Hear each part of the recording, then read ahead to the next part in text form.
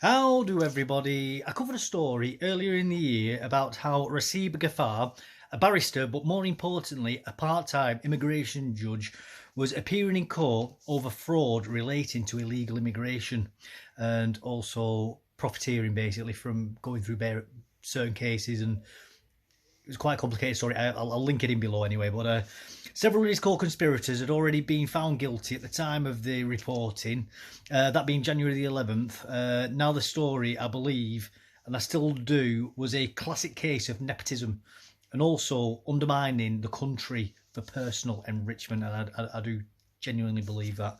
And I also believe that many of the individuals see Britain merely as an economic extraction zone. But this next story takes this kind of corruption to a whole nother level. I mean, that was absolutely a wild story. I don't know actually what the conclusion for that was. I will keep an eye out for it. I think it's a done deal, and I do think that Mr. Ghaffar will definitely be found guilty for his involvement in that. Something like 1.2 or 1.8 million, basically money that they've made through gaming the system, basically.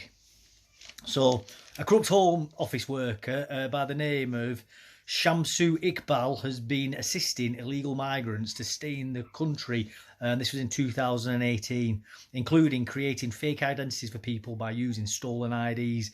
The gang is believed to have netted, and this is the crazy part, 6.18, so £6,180,000. Before I carry on, I want to make it abundantly clear that I believe both these stories perfectly epitomise the dangers of allowing foreigners and their descendants anywhere near sensitive government institutions. Unfortunately, this situation is completely unsurprising and totally predictable, in my own personal opinion. That's not to say that every single person who comes to the country has an ill intent, or even the children, but I do think that the risk is far too high to simply allow it to happen on such a wide scale as we are currently seeing. And I do believe it's part of the problem with the Home Office as well, and why they're not dealing with mass immigration, because the amount of them who are either immigrants or the descendants of recent immigrants to the country, I do think it's a massive problem, and it is I do think it's a case of national security and a huge issue for it. One of the clients of the gang, Abadat Ali, has been in the UK since 2004. He's been sentenced to 15 months and is due to serve half of it, with an expectation of being deported by the court. Sorry, the expectation is from the court. But who realistically expects him to actually get deported? Let's wait and see. And I wonder if he's going to miraculously find solace in Jesus Christ and accept him as his Lord and Saviour, to avoid whilst he's currently doing porridge. That is, I'll be very surprised if he doesn't convert to Christianity.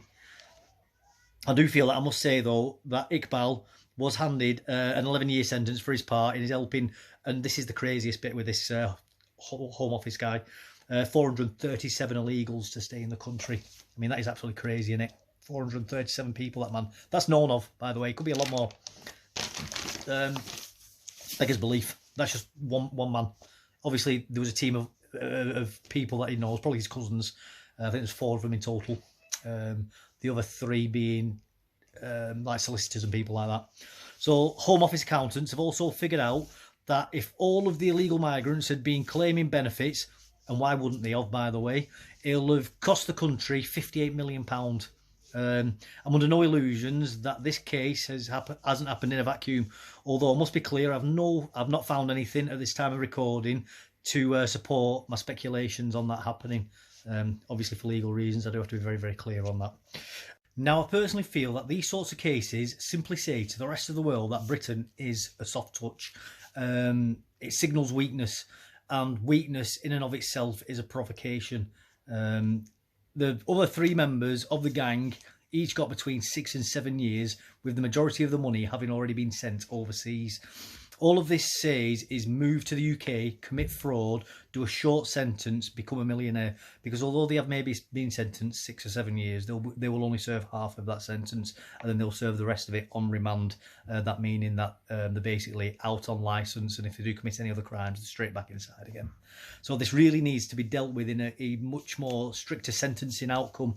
Any migrant who's had contact with these people and is found guilty of these sorts of crimes should also be automatically deported. deported to act as a deterrent to future applicants thinking about committing fraud.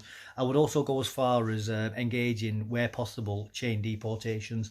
So if these sorts of people are working in the Home Office or working in civil service or whatever, if they are committing crimes, that not only should they be deported for what they've done, but also their entire families should be deported along with them, and anybody who is chained in with them, so to speak.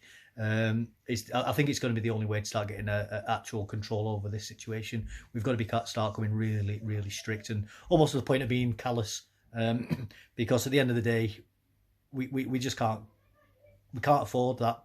You know what I mean? If you have 100 people doing that, you know that becomes very, very, very expensive very quickly, and it just becomes worse and worse and worse. As I say, I'll share links to this below. If you found it interesting, insightful, or anything useful or whatever, you know, giving you some pause for thought, please definitely like, subscribe, definitely put comments below. I love reading your comments, and I do try to get back to as many as I can. I'm going to leave it there. Goodbye for now. Bye-bye.